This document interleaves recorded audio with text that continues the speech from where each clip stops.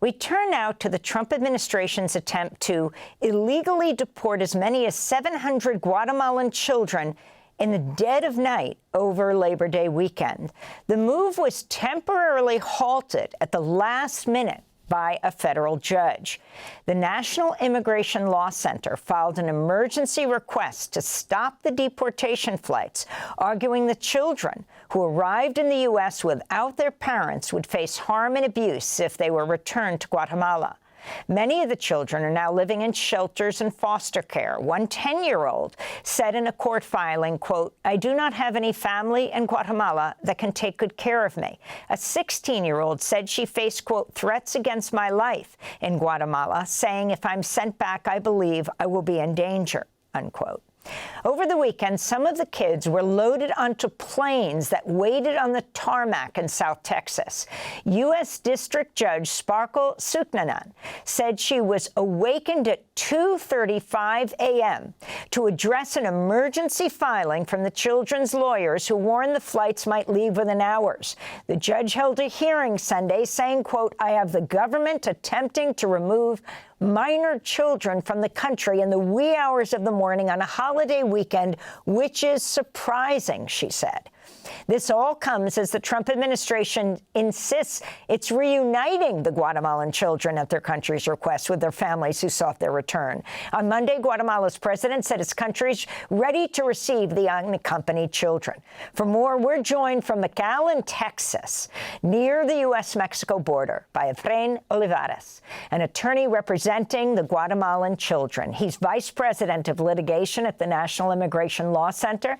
Efrain, welcome back to Democracy Now! Explain exactly what took place. I mean, this is so dramatic. Over a holiday weekend in the middle of the night, a judge is woken up at 2:35 in the morning. Explain here what's at stake.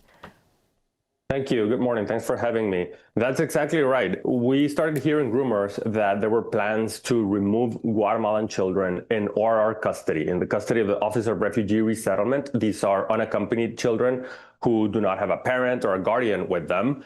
And we started putting together a challenge to try to stop it because that is unlawful. There are laws, there are protections for unaccompanied minors that provide how a child can be released from custody, to whom, and the process if they want to go back to their country. There are very well-established processes that have been in place since at least 2008 with bipartisan support. And the later in the day, keep in mind, it's Saturday of Labor Day weekend. So the later in the day, the more and more information we were getting that there were plans to pick up the children. So after 11 o'clock, the shelters received a notification from headquarters of the Office of Refugee Resettlement to have their children ready within 2 hours or 4 hours for pickup. If this were a benign repatriation to send children back to their parents, it wouldn't be happening at midnight on Sunday of Labor Day weekend. So we filed that lawsuit around 1 o'clock in the morning, and a temporary restraining order simultaneously, and then followed the court's emergency procedure, calling the court at 2 o'clock. Somebody got a hold of the judge at 2:30, and that's how we ended up here. And Evan, could you explain the Trafficking Victims Protection and Reauthorization Act, which was, I think, central to your argument to the court? Exactly. That is precisely the law passed in 2008 with widespread bipartisan support that protects unaccompanied minors. And the idea behind that law is that young immigrant children who come to the U.S. without a parent or without either parent are very susceptible to exploitation, trafficking. So in order to protect those children from that, there are very clearly established processes. For example, if an adult requests what is called voluntary departure, they can return to their home country. If a child requests voluntary departure, an immigration judge has to approve that.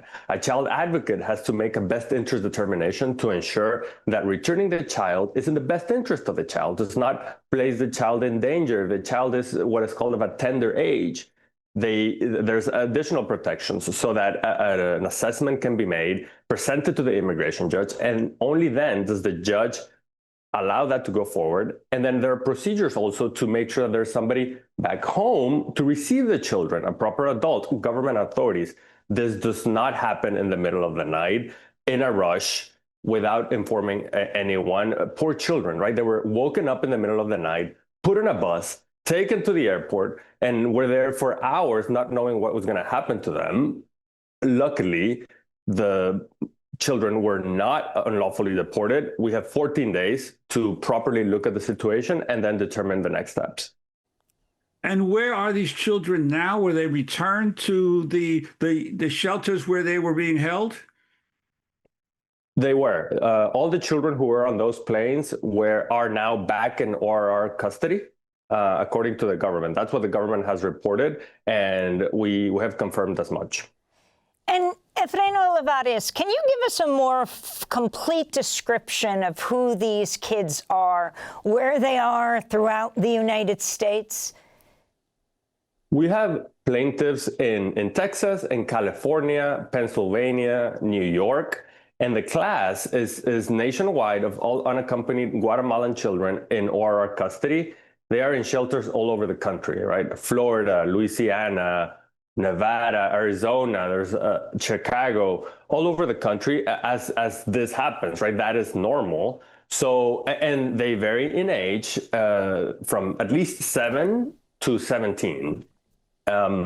There have some arrived a couple of months ago this summer, some arrived longer than that, a few months ago, and they have been in ORR custody since then. The vast majority of them have pending immigration cases. They have open immigration cases. An immigration judge has not determined their claims. Some are eligible for asylum. Some are eligible for what's called a special immigrant juvenile visa. That's when reunification with one or both parents is not possible. So it just varies a lot. The one common denominator here is twofold.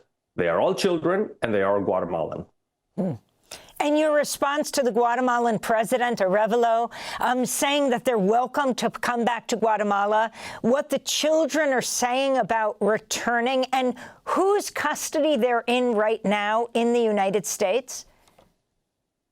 They are currently in the custody of the Office of Refugee Resettlement, which is a federal agency, part of the Department of Health and Human Services. That is where they are supposed to be as unaccompanied minors. The Guatemalan government updated their statement to specify that they welcome any children who wants to return. And some of the children may want to return, and there are processes to be followed in order to do that orderly, not in the middle of the night over a holiday weekend without proper notice. There are processes, and that's what we're asking the court. Require the government to follow the process required by law, nothing more. The law is there, has been there for 20 years. Let's just follow the law, follow the normal process. And once that happens, there's no problem if a child is returned, right? But some children, keep in mind, have asylum claims. They fear persecution in Guatemala, right? So some children do not want to return. And not only do they not want to return, they fear returning because their life, their personal safety is in danger. So it is not true that all the children want to return. Thanks for watching Democracy Now! On YouTube. Subscribe to the channel and turn on notifications to make sure you never miss a video. And for more of our audience-supported journalism, go to democracynow.org, where you can download our news app, sign up for our newsletter, subscribe to the daily podcast, and so much more.